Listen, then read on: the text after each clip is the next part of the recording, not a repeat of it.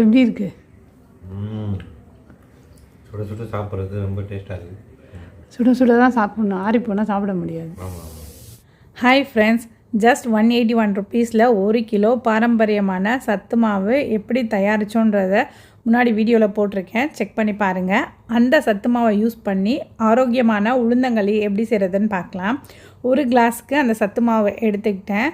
அரை கிளாஸ் பச்சரிசி மாவு, கொஞ்சமாக உப்பு சேர்த்து நல்லா தண்ணி ஊற்றி கோதுமை மாவு தோசை கரைப்போம், அதை விட கொஞ்சம் தண்ணியாக கரைச்சி எடுத்துக்கலாம். ரொம்ப தண்ணியாகவும் கரைச்சிடக்கூடாது, ரொம்ப கெட்டியாகவும் கரைச்சிடக்கூடாது. இந்த பதத்துக்கு கரைச்சி எடுத்துக்கலாம்.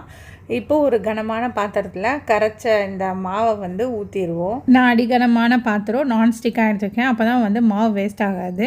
கொஞ்சம் நேரம் நல்லா கைவிடாமல் கிண்டிகிட்டே வரணும். கொஞ்சம் கெட்டி தட்டும் போது ஒரு 2லேருந்து 3 டேபிள் ஸ்பூன் நல்லெண்ணெய் சேர்த்துட்டு கிண்டுவோம். அல்வா பதத்துக்கு கொஞ்சம் உருண்டு வரும்போது ஒரு மூடி போட்டு மூடி வச்சிடணும். அப்பப்போ ஓப்பன் பண்ணி பார்த்துட்டு கிண்டி விட்டுட்டே இருங்க.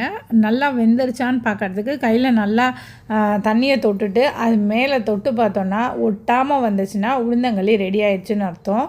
அந்த காலத்தில் ஏஜ் அட்டன் பண்ணுறவங்களுக்கு 48 டேஸ் ஒரு கிண்ணம் நிறையா இந்த உளுந்தங்களியை தான் காலையில் கொடுப்பாங்க. டெய்லி சாப்பிட்ணுன்னு சொல்லுவாங்க, அப்போ தான் இடுப்பெலும்பெல்லாம் ஸ்ட்ராங்காக இருக்கும்னு சொல்லிட்டு. உங்கள் வீட்டில் இருக்க குட்டி குழந்தைங்கள் முதற்கொண்டே நீங்கள் வாரத்துக்கு ஒரு தடவை இந்த மாதிரி உளுந்தங்களியெல்லாம் செஞ்சு கொடுங்க. எல்லாருக்குமே ரொம்ப நல்லது, போன் ரொம்ப ஸ்ட்ரென்த்தாக இருக்கும். இதை லீவ் டைமில் காலையில் செஞ்சு கொடுங்க. சுட சுட சாப்பிட்டா தான் இதை சாப்பிட முடியும், ஆறுச்சுன்னா சாப்பிட முடியாது. மில்லட்ஸ்லேருந்து இந்த மாதிரி ஆரோக்கியமான உணவை எல்லாமே சூடாக சாப்பிட்டா தான் ரொம்ப டேஸ்ட்டாகவும் இருக்கும். தண்ணியை தொட்டு இதை ஃபுல்லாக ரவுண்டாக்கி நடுவில் ஒரு குழி மாதிரி போட்டு இதில் 1 டேபிள் ஸ்பூன் நாட்டு சக்கரை, கொஞ்சம் நல்லெண்ணெய் ஊற்றி சாப்பிட்டு பாருங்கள். சூடாக அவ்வளோ டேஸ்ட்டாக இருக்கும். நீங்கள் 2-3 வாட்டி இதை செஞ்சு உங்கள் வீட்டு குட்டீஸ் கொடுத்துட்டிங்கன்னா உங்கள் வீட்டு பிரேக்ஃபாஸ்ட் லிஸ்ட்டில் இந்த உளுந்தங்களியும் ஆட் ஆயிரும். ட்ரை பண்ணி பார்த்துட்டு உங்கள் கமெண்ட் சொல்லுங்கள். வீடியோ பிடிச்சிருந்தா லைக் பண்ணுங்கள், சேனலுக்கு சப்ஸ்கிரைப் பண்ணிக்கோங்க. தேங்க்ஸ் ஃபார் வாட்சிங்.